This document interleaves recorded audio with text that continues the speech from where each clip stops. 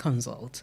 And today, I'm behind the microphone to hold a mirror up to our collective emotional lives, actually. And I want you to sit back. I want you to, grab your seat and just relax and be ready to take a deep dive with me on a very crucial topic. I want to ask you a direct question, a somewhat uncomfortable question. Who holds the remote control to your mood? Who holds the remote control to your mood? Think about that. Think about the past week. I mean, I stumbled on a video recently and I'm like, wow. Two people on the road with their vehicles, and you know how it can be sometimes, traffic issues, frustrations here and there, whatever it was. I didn't see the beginning of that video, but it was terrible. And two men, I'm sure these are family men, and before you could say Jack, they had broken down windscreens and glasses on, the vehicles, railing curses, and people were standing by and just looking and doing video recording and all of that. And you just think about that. Did a road driver in traffic dictate your mood? Was your mood dictated by somebody's action? Maybe for 2 hours and you were battling to get right. Or did a harsh comment from a colleague, a parent, because well here. Did it make you doubt your worth? Like wondering, what's this all about? Or did a spouse's bad mouth, as it were, or bad mood, like you say sometimes, drag you into a shouting match you swore you would never have? Did it drag you down? I'm very choosy and picky about my words. Drag, like the state you've been, and then somebody's pulling you left, right, center, away from, where you had said, oh, this is where I'm going to be. I'm just going to sit right here. This is where I'm going to be, prim and proper. I'm not going to allow anybody, spoil my joy, all of that, spoil my mood. So when we say, oh, that person made me mad, oh, you're making a dangerous confession, actually, and you're saying my peace, my character, my emotional stability, that they are subject to whatever behavior you throw at me. That's really dangerous. You're making yourself vulnerable. To, like we say, people's whims, whatever they throw at you determines the mood. And in psychology, we call this surrendering your emotional sovereignty, And today on Character Matters, we are taking back the remote control. We are considering the topic, emotional sovereignty, how to stop letting people control your reactions. You've got to let people stop controlling your reactions. So together, let's explore the science and character of emotional regulation, how to build a circuit breaker between what happens to you and how you respond. And by the time this hour is over, I bet you will have had practical tools to remain calm, remain centered, remain dignified, no matter who tries to press your buttons. Stay tuned. We will be right back.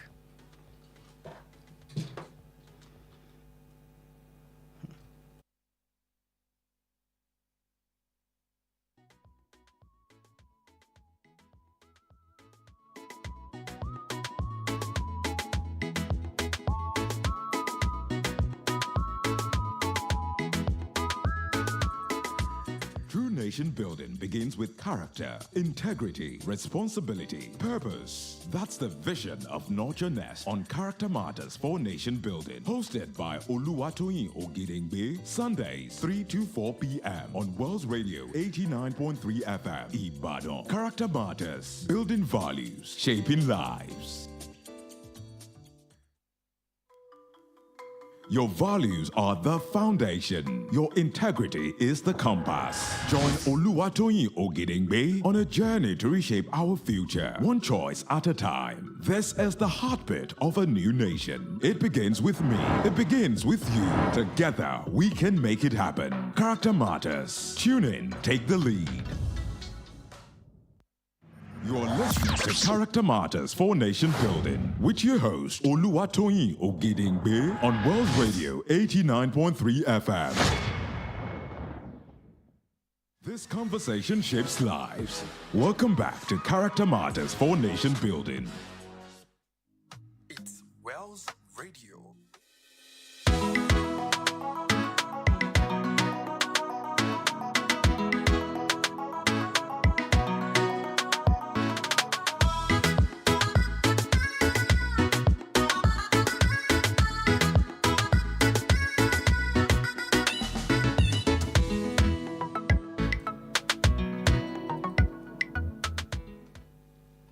All right, you're welcome back, and we're live on the Facebook page, Wells Radio fans page. We're live, and you can join in the conversation. And then I'm just going to ask you again. I'll be doing a lot of probing that requires, some kind of introspection from every one of us. What is one trigger that almost always makes you lose your composure? It makes you just lose your calm. What is that one trigger? Is it disrespect? Is it being caught off in traffic? Is it ungratefulness or being ignored? I mean, there are different things for different people, that can trigger, make you almost lose your composure. But we're looking at this today, like I said, how you can take that back and still maintain, your composure in the midst of heat. And that irrespective of what people do to you, you make up your mind that you're not going to lose your mind or lose your worth or lose your dignity. And we have what you call the 90-second rule. 90-second rule. Did you know that when you get angry, the actual chemical reaction, you need to understand that when you get angry, the actual chemical reaction in your body only lasts for 90 seconds, proven. And that anything that you feel after the 90 seconds, is because your mind is actively choosing to replay the story and feed the anger. So you have a choice to make. Remember, we always say that on this show, you have a choice to make.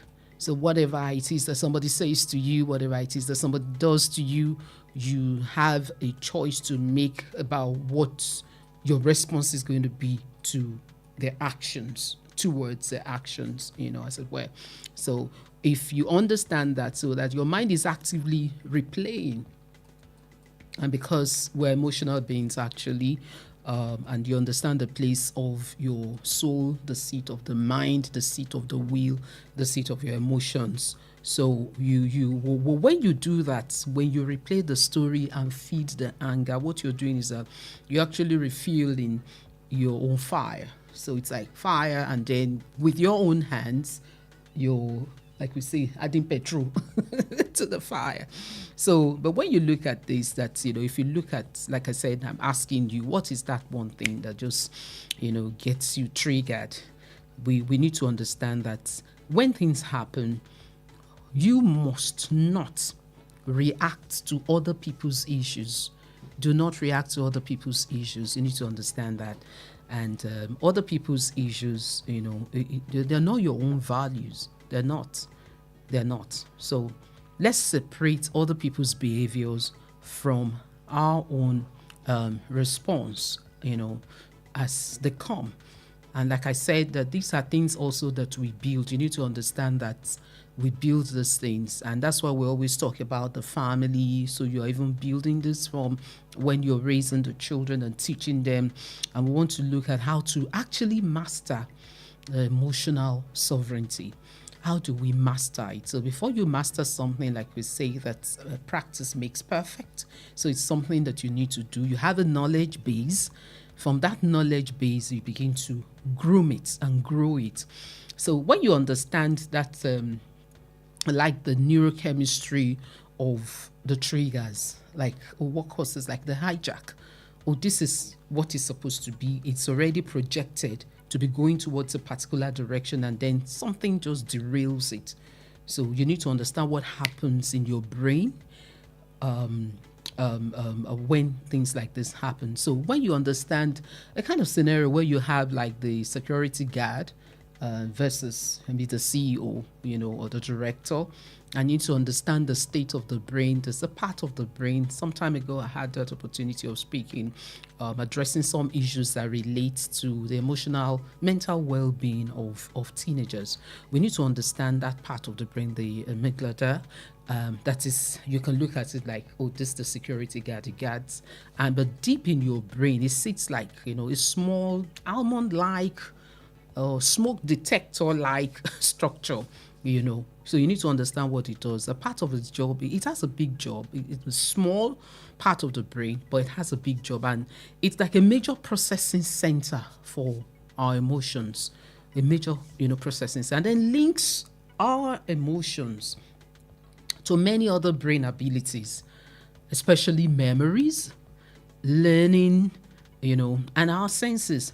So when it doesn't work as it should, it can cause or contribute to destructive feelings and symptoms. We're not going into all the, the nitty-gritty today. We just want to focus on that job that it does to keep you alive when it senses danger.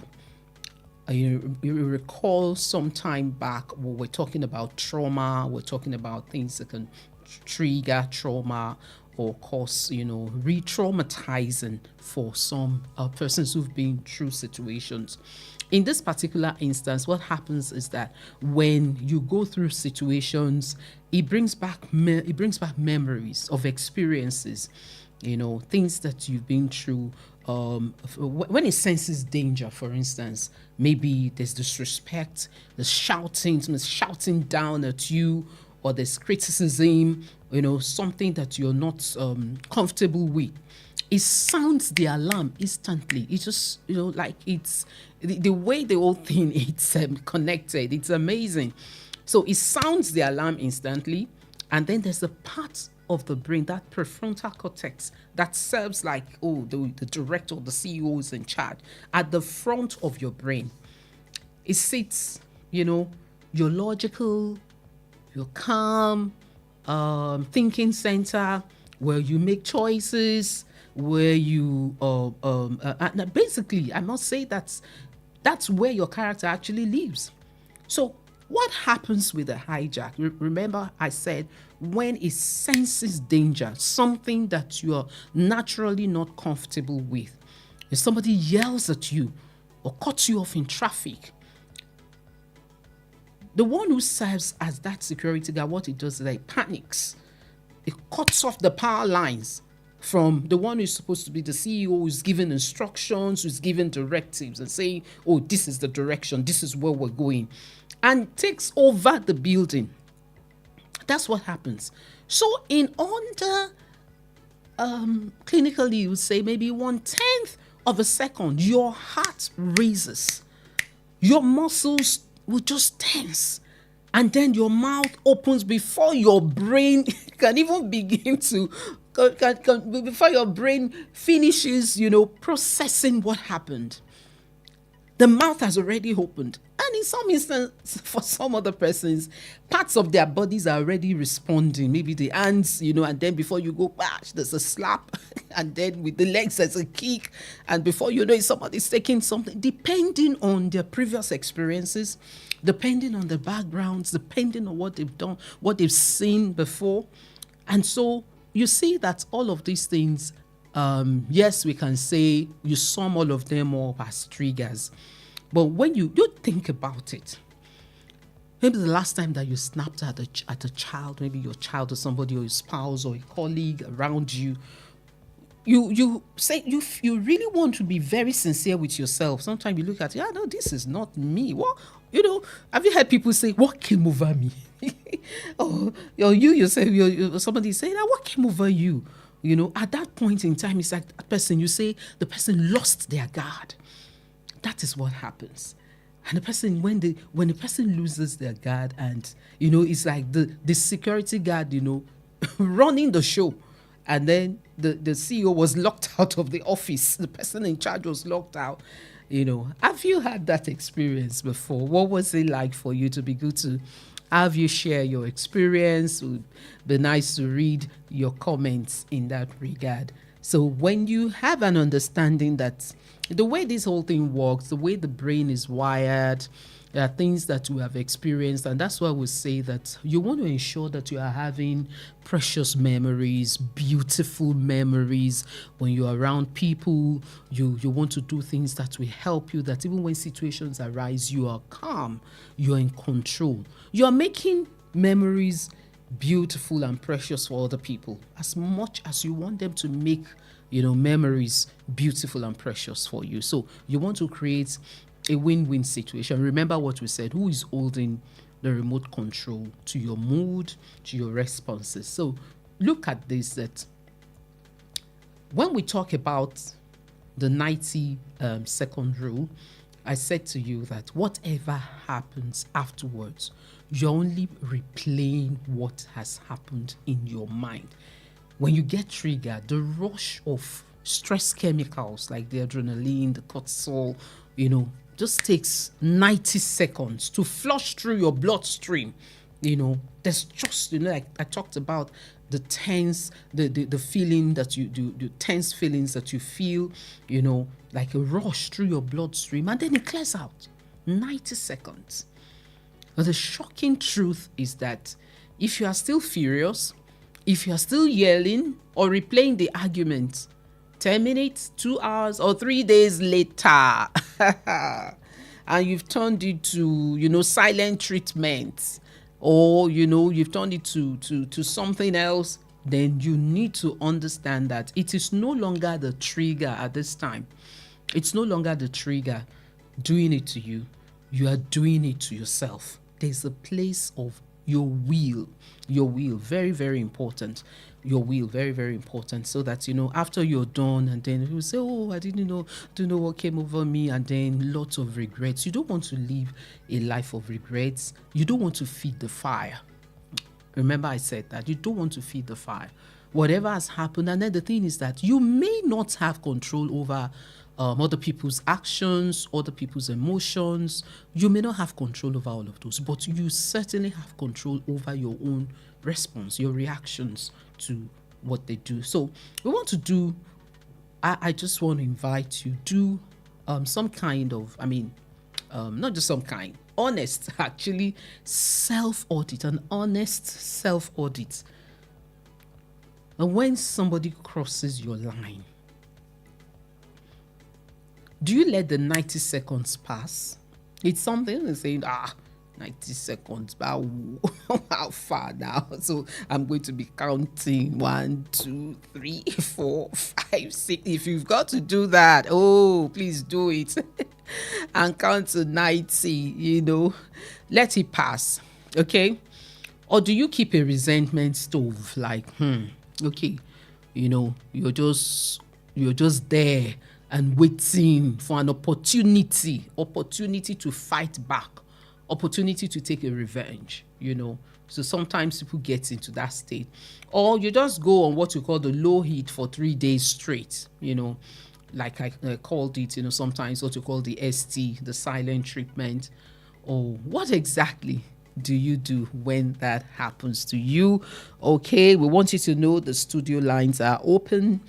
0916 893 1000, 0915 3334 893. You can join the conversation. We want to make this as relatable, as practical and down to earth as possible. That we go through different situations, but we're here also to give you tips to help you, because certainly life happens, things happen, situations happen. Like I mentioned at the opening, that video that I saw, it's so impossible that some of you would have come across that video. You're looking at adults, men. What came on them? At the end of the day, you know how much money they're going to be spending to fix their individual vehicles. So at some point, you know what happened? Each just drove the vehicle away that way. I bet they were ashamed of themselves. Imagine if they had the family, maybe the wife or the children with them in the vehicles. Imagine the kind of embarrassment that would have brought on them. So if we're taking time, so the 90 seconds, what you're doing is you're actually talking to yourself. Oh no, this is not who I am. I mean, I'm not going to, I talked about dragging. So when such situations happen and people yell at you, people show you, they show you who they are. You tell who a person is by the way that they talk, the way that they behave. So if somebody behaves in a particular way that is not constant with your moral values, you don't want to bring yourself low to, where they are at. You don't want to. Okay, so I'm going to leave you with these 3 actionable steps, that you can test immediately. And we're going to use the STOP circuit breaker, the STOP circuit breaker. When the security guard sounds the alarm, you run this 4-step protocol, before opening your mouth. If we can all practice this as tips, like I said, it's something you're going to be intentional about, that I'm going to do this. That's why I'm doing this alone today. Some kind of, training for us. We want to get better at home. We want to get better in our relationships with our family members, with neighbors, with colleagues, wherever we find ourselves in traffic, we want to get better. So what do? The S, you stop.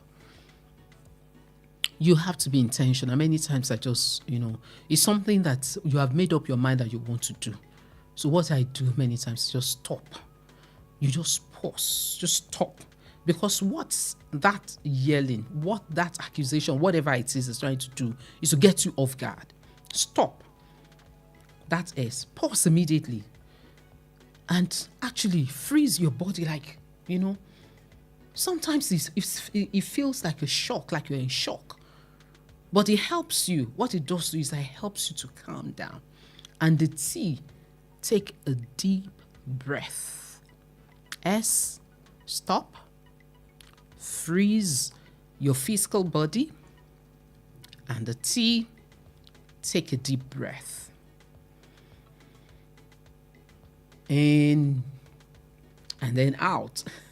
A slow, deep exhale. So take a deep breath through your mouth. What that does is that it signals your nervous system that you are not in physical danger. Because remember what I said. The chemical reactions that will take place, the adrenaline, the cortisol, all that will happen, that triggers as though, you are in some kind of danger and it wants to fight. It wants to, just react. And what it does is that it restores the power to where it belongs. That yes, I'm in charge here. I'm in charge of my emotions. These are things that we practice, and with time, we become master, at them. What do? The O, observe. You observe. The S, stop. Pause immediately. Freeze your physical body. The pause and the stop may be that you're doing something and you just stop what you're doing. You're writing, you just stop. You're cooking or whatever, washing, whatever. And sometimes driving, you slow down if it's something that, And, in some instances, it's not just stop, I've seen people actually stop, get down from their vehicles and, and they just go and do what to double cross the other person, So what you're doing is a step-by-step thing, giving you an action plan as to what to do. And you will see by the time you start to make this a practice, it's really going to help you become better. So you're talking about your own personal development. It's going to help you be a master of your emotions, a master of your own feelings. So the T, I said you take a deep breath. And we take a deep breath. Take that deep breath wherever you're at. And then you observe the O. Notice what you are feeling without acting on it.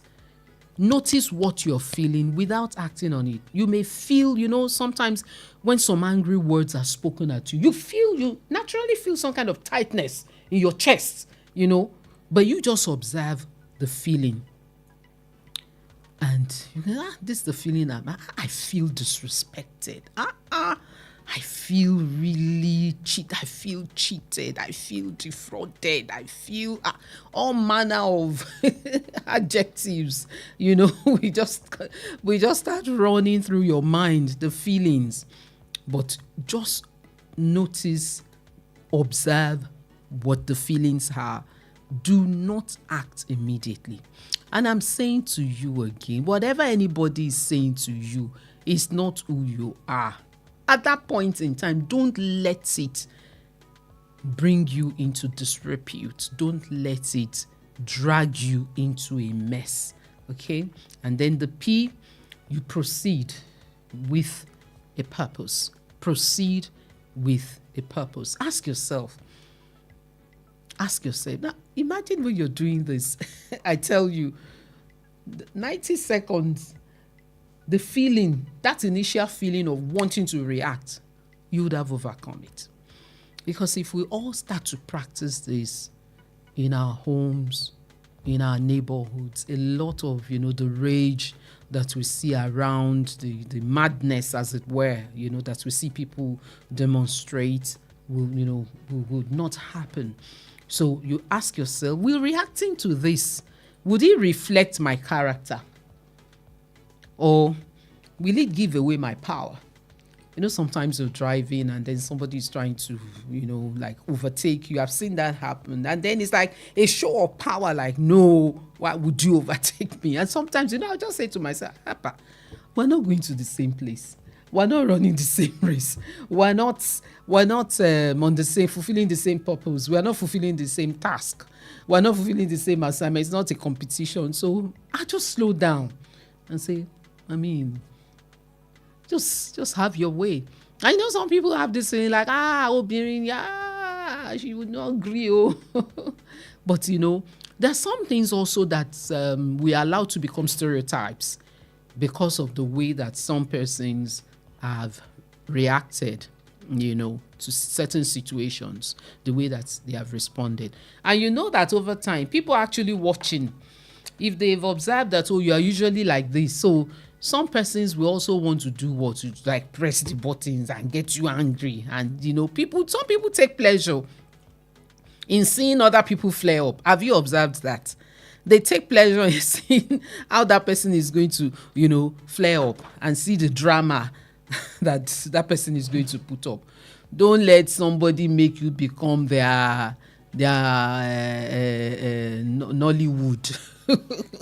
Maybe they've expended, or they are done. Their subscription has expired, and we've not been able to watch some TV, and then they are looking for a way to want to see some drama happen. So don't let them make you become that movie that they want to see. Okay, so now we're looking at this. You need to remind yourself, having taken cognizance of the fact that you don't have to react, the 90-second rule, and you're stopping, you're taking a deep breath, you're observing, and then of course you want to proceed with a purpose, a positive one. So what do? You remind yourself their behavior is their resume. Whatever attitude anybody is putting up is just their resume, is their CV. It is who they are. My response is my signature. I take that again. Whatever attitude a person puts up is their resume. It's their CV. It's who they are. And the response that I give is my signature. And they can't take that from you. They can't take that from you. So when someone acts rudely, they are displaying their own emotional poverty, actually, that they're lacking in this, power to be able to control their emotions. When you react in kind, you sign your name under their own bad behavior. And when you do that, you see some people they're expecting that you will shout back. They're expecting that you fight back, and you just calm down. They turn and take a look at you like, who's this person? Where's this person coming from? And I tell you, a lot of people also are looking for ways to vent their frustrations, because sometimes you just look at it. What is it for crying out loud? What's making this person act this way? And people, because of this, maybe economic situation, maybe situation at home, high level of stress that they're going through, and they wait the flare up. So you must be very careful. Don't allow other people's actions or behavior to become your own label. Don't allow it. So what you do next, name the emotion to tame it. Name the emotion to tame it. So our 2-1 was the STOP circuit breaker. That's a 2-1. STOP circuit breaker. Our second tool is to do what? Reframe that remote control. Reframe it. Remind yourself of who you are at all times. You're a person of worth. You're a person of dignity. You can't afford to bring yourself down to the level of anybody's emotional poverty. No, you can't. And then number 3, name the emotion to tame it. Name the emotion to tame it. So putting a label on a feeling, kind of helps you, to calm down that portion, that part of your brain. Instead of shouting, for instance, instead of shouting, you make me sick, you make me angry, you're getting on my nerves. You can just talk calmly and say, I feel overwhelmed right now. I need a moment. And at such point, you can actually take a polite walk away from the situation. You can excuse yourself. You can, drop what you're doing. Put your head down. I've heard some people, ask some questions. I think I'll use some of those scenarios and questions to give some answers here. That's, in different situations, and you have people, how do I respond? I want to look at some, real life stories, distinct, that represent a distinct sphere of life. I'm going to read this one. The domestic and marital trigger. So like the silent household ambush. So let me read this. By the virtue of the work that I do, also I get to encounter a lot of questions like this. Good afternoon, lead counselor. I've been married for 6 years. My trigger is feeling unappreciated. Recall at the start of the show, I'd asked you to just list what your triggers are. Have you done that? If not, I'm giving you some examples from some of the scenarios there. My trigger is feeling unappreciated. And I tell you, everybody loves to be appreciated. Everybody loves to be loved. You love to be loved, don't you? Everybody loves to be loved. Everybody loves to be appreciated. I think we can do better also in appreciating people, making people feel valued, making people feel loved around us. We can always do that. And says, yesterday, after spending 3 hours in a hot kitchen, cooking a special meal for my family, my husband walked in, barely looked at the food, and immediately complained that the living room was messy. Did you get that? Let me take that again. After spending 3 hours in a hot kitchen, cooking a special meal for my family, my husband walked in, barely looked at the food, and immediately complained that the living room was messy. Tell me now, if you were the one, how would you feel? I completely lost it. I yelled. I threw a plate into the sink. And we haven't spoken since last night. Now, I feel guilty for reacting that way. But I felt, did you see that now? I feel guilty. And now says, but I felt so disrespected. So there was one feeling that led to some actions. Those actions have also led to another kind of feeling. A feeling of disrespect. You felt unappreciated. With all the sacrifice, spending 3 hours cooking in the hot kitchen, and then you're coming, and then we can do better. We can help one another in relationships.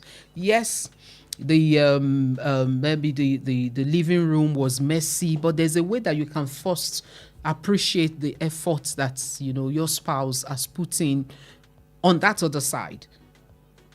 Maybe taking care of the children, doing the laundry or doing the dishes, and in this instance, spend 3 hours cooking. Take time first to appreciate the effort. Then later, and now you are also coming in, you can also compliment their effort by doing what? Joining in, because I am sure that woman also must have spent some hours doing some work, building their own career. I'm sure that woman is not a sit-at-home mom, as it were. And even the sit-at-home mom, taking care of maybe toddlers, infants. So you're coming home, there's a way that you also want to ensure that you don't trigger emotions. So how do I stop snapping when I feel unappreciated? Fumi from Bodija. Okay, so what do you do? So what happens that Fumi has experienced that hijack from that part of the brain, that is like a perceived rejection and some kind of unvalidated effort, unvalidated effort. So our primary need at that time was appreciation. Our husband's comments eat an existing emotional wound. So at that time, so we want to bring this, we're using this scenario now to put into practice those tools that we just learned. We talked about the 90-second fix. So in Fumi's case, the Fumi's anger chemicals spiked in the first 90 seconds. So instead of throwing the plate, that's signing our own name under that bad behavior of the yelling from the husband. You remember, it's like, this is an action and this is a reaction. So that STOP protocol, she could have followed that, freezing and just stopping. Yes, it would have hit her badly, but stopping to just pause, to just take a deep breath, to just calm down. She may even just, take a walk away from that place at that time. Because words are powerful, I know, and it would have triggered some emotions, like we said, feeling unappreciated. So at this point in time, she can take a walk away from that place. Whatever she was cooking at the time, if it was done, if she would have just, put it aside without having to respond immediately. That's what we're talking about. So when you look at it, that's for her to take back that remote control, to have her emotional sovereignty. So what Fumi should do is this. She can, address the issue with dignity without yelling back at her husband. And she can say, yes, I hear your concern about the way you met the sitting room, but I've been busy doing A, B, C, D. And you know that when we respond that way, the person who triggered that, who was going to trigger your that was going to trigger that negative emotion in you, will actually feel a sense of remorse. Yes, I know that there are some difficult people. who may not want, no, irrespective of what you do, but you know, like I said, you may not be able to control what others do, what they say, how they act, how they respond or react. But you are in control, absolute control of how you act and respond. And that is what I'm addressing this afternoon. You don't have that control over them, but you want to keep your own peace. You want your own mental and emotional well-being.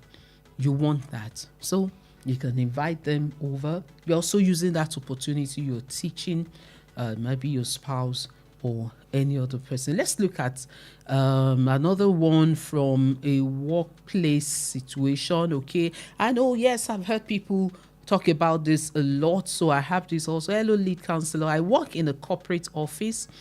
Last week during the departmental meeting, my senior colleague presented an idea that I spent 2 weeks developing. And he took full credit for it in front of our boss. I felt my blood boiling immediately. I interrupted him loudly, called him dishonest in front of everyone, and stormed out. Now, management considers me the aggressive one, even though he stole my work. How can I protect my integrity without ruining my career when I get triggered at work? I hear this time and time and time again. Okay, so what do you do? So let's look at Ayo's case and do an analysis. So this person has experienced, well, by the way, those are just pseudo names, not the exact names of those involved. Experienced a threat to status and justice. That was a threat. There's nobody who's worked and put in efforts into doing something and then will watch somebody else take credit for what they've done, especially in the workplace, because that things like that, when you do them, they are the things that you use to show your contribution to the development of the organization, and this will count for you when appraisal is being done and somebody just goes all the way and takes credit for all that has been done. So you sense there's a sense of injustice that you feel immediately. So in a professional setting, what happens here is that, of course, to that person, there was that adrenaline surge. But in a professional setting, when you lose your temper, you want to calm down, not speak at that moment. You see, it's almost the same with, the first person as well. What you could have done, or what Ayo could have done at that point in time, was to have taken a pen and a paper, could have just jotted, highlighted some of these points. And in such meetings, ideally, there will be an opportunity for other people to talk. There will be an opportunity for you to be able to also, make a contribution. Highlight those points and then just allow that physical tension at that time to die down. So you can divert the energy. So that's what happens. Instead of allowing your tongue to take over at that time, divert that energy, that adrenaline rush. Let it rush to your fingers, and, while you quickly just put down the points. In fact, you can write the feeling that you're experiencing at that time. You're feeling defrauded, you're feeling cheated, whatever it is that you're feeling at that time, and you're writing it down, you're highlighting the points. I bet you can reclaim your emotional sovereignty through calm, undeniable facts, because you worked on this presentation or you worked on the project. After the 90-second, rush, the flush, and then you can highlight the points and make specific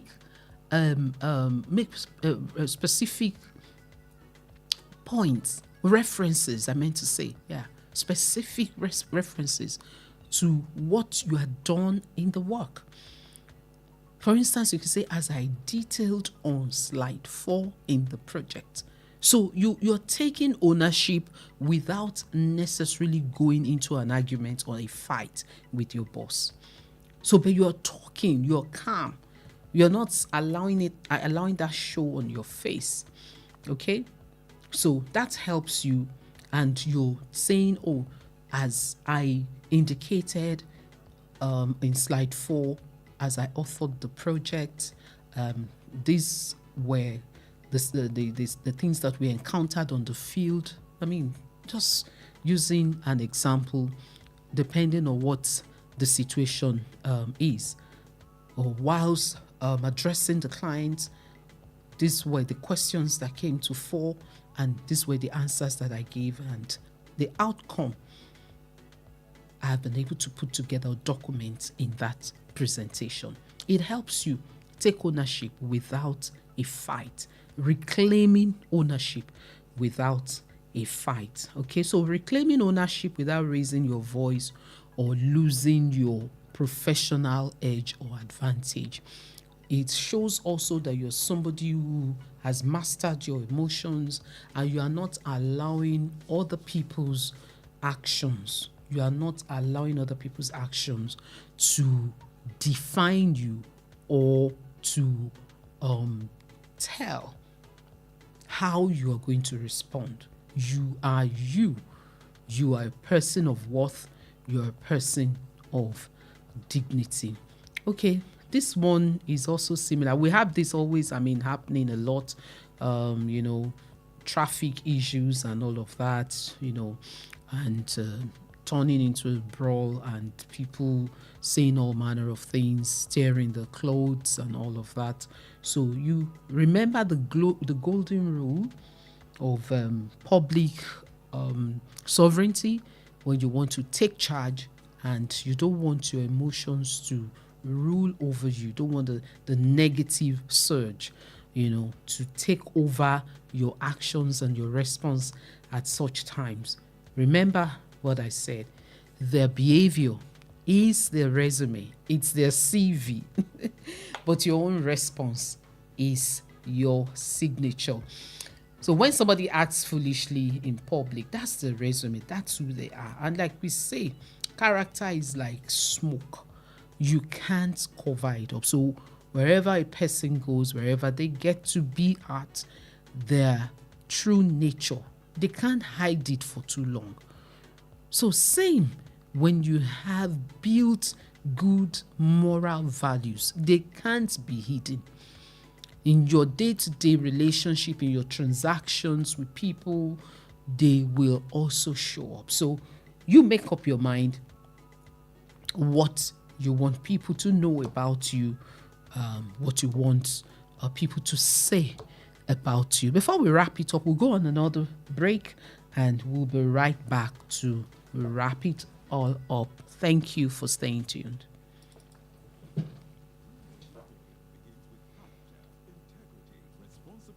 Purpose. That's the vision of Nurture Nest on Character Matters for Nation Building. Hosted by Oluwatoyin Ogedengbe. Sundays, 3 to 4 p.m. on Wells Radio 89.3 FM. Ibadan. Character Matters. Building values. Shaping lives.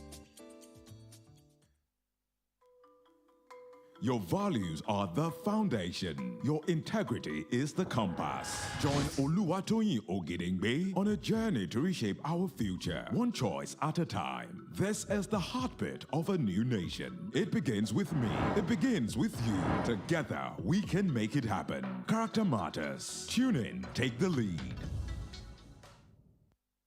You're listening to Character Matters for Nation Building with your host, Oluwatoyin Ogedengbe on World Radio 89.3 FM. This conversation shapes lives. Welcome back to Character Matters for Nation Building.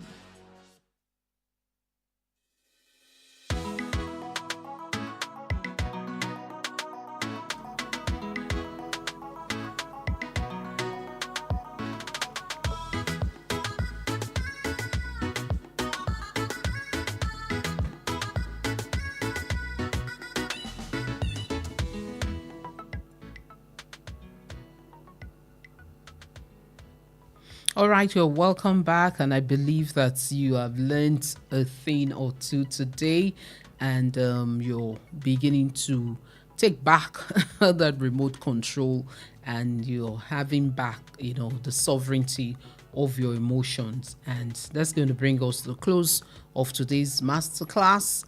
And I want to encourage you to take that to, different spheres of your relationships as you step out this week, in your home, in your offices, in traffic, in the market, wherever in your office, you want you to carry this truth close to your heart. The maturity is not the absence of triggers, or it isn't the absence of triggers. It is the presence of sovereignty, the presence of control, that control that you have over your emotions. So you will encounter different people, difficult people tomorrow, or even this afternoon into this evening. Someone may cut you off in traffic, a colleague may misinterpret your intent, or a loved one may even push your buttons. But remember what we have discussed today. You have control over your own actions. You don't have control over that other person's actions, but whatever their actions are their resume, and your response is your own signature. So remember the 90-second rule. Remember that anything beyond those 90 seconds, it depends on entirely whether you choose to pour gasoline, as it were, pour fuel into the fire, or you just want, the chemicals just flush out. So do not hand the remote control of your emotions or character. Don't hand it over to another person. Don't hand it over to another person. Your peace of mind, don't hand it over to another person. The bad behavior, I say again, is a resume. Do not sign your name under it with a reckless reaction. Pause, take a breath, and bring your CEO back online. So if you listen to today's broadcast and realize that unmanaged anger, chronic irritability, or emotional exhaustion, maybe it has just been draining your health, your marriage, or your mental peace, please know that you do not have to fight this all by yourself. Emotional regulation is a skill that can be learned. You can learn that skill. You can learn emotional regulation, and deep emotional wounds can be healed. And at Nurture Nest, we provide that safe, structured, confidential space for you to process stress, to unknot relational conflicts, and to rebuild your psychological resilience. We help you to do that. You don't have to carry the weight of unmanaged triggers into another week. It will stall your productivity. It will stall your progress. It will stall your relationship. So until we meet again next week, Sunday at 3 p.m., guard the gates of your mind, protect your inner peace, and remember, character truly matters. I am your host, Oluwatoyin Ogedengbe. Thank you, and to all those who've made this happen today, Mr. Sam, thank you so much. The studio manager, and of course, studio manager Mr. Emmanuel Ojo, and of course the CEO, Evangelist Bademosi. Say a big thank you to every one of you. Till I come your way again next week Sunday, by the grace of God, it's bye for now.